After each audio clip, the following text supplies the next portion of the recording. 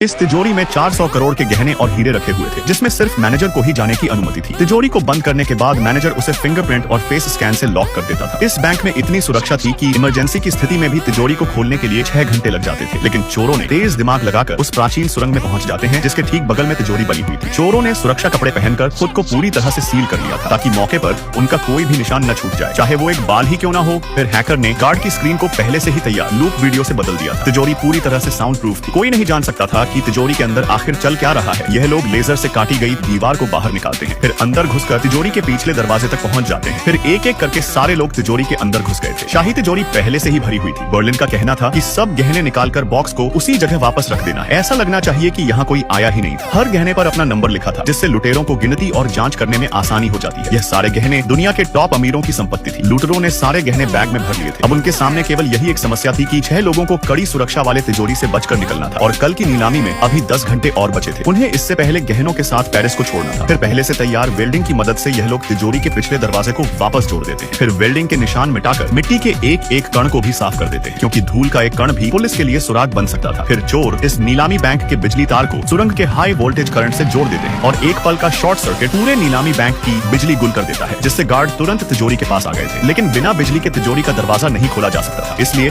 वो एक्सपर्ट को बुलाते हैं, और उस समय के बीच लुटेरों को काटी गई दीवार को जोड़ने और निशान मिटाने का समय मिल जाता है, ताकि जाने से पहले सब कुछ वैसा ही दिखे जैसे खोदने से पहले था। कोई नहीं जान पाएगा कि लुटेरे कभी यहाँ पर आए भी थे। सारे इस्तेमाल किए गए औजारों को भी इस सुरंग की जमीन में दफना दिया जाता है। फिर लुटेरे होटल लौटकर सब अपने रहने के निशान भी मिटा देते हैं, और टीम का एक आदमी गहनों को छोटा करके छोटे छोटे बैग्स में पैक करता है, और उन बैग्स को मछली के डिब्बे में डालकर फिर से उसे सील कर देता है, ताकि किसी को जरा सा भी शक ना हो। सारे सुराग मिटाने के बाद बर्लिन पुलिस को भटकाने के लिए कुछ झूठे सुराग तैयार कर लेता है। वो एक नेकलेस लेकर शहर के बाहर एक बंगलो में आता है और झूठे सुराग बना लेता है। फिर अगले दिन जब तिजोरी खोली गई तो पूरे शहर में अलार्म बज उठा था। तिजोरी पूरी खाली थी। कड़ी जांच के बाद पुलिस को मैनेजर के कमरे से गहनों की संपत्ति मिलती है, जिससे पुलिस ने मैनेजर को ही चोरी के लिए गिरफ्तार कर लिया था। दरअसल बर्लिन ने ही नकली सुराग से मैनेजर को फंसाया था। फिर लुटेरे पर्यटक बनकर अलग अलग अनजान बस से पेरिस को छोड़कर जा रहे थे। लेकिन लुटेरों को पता नहीं था कि मामला इतनी जल्दी शांत नहीं होने वाला है, क्योंकि 34 गहनों के मालिकों ने मिलकर दुनिया की सबसे टॉप जासूस को जांच करने के लिए बुला लिया था, जिससे बचना नामुमकिन था।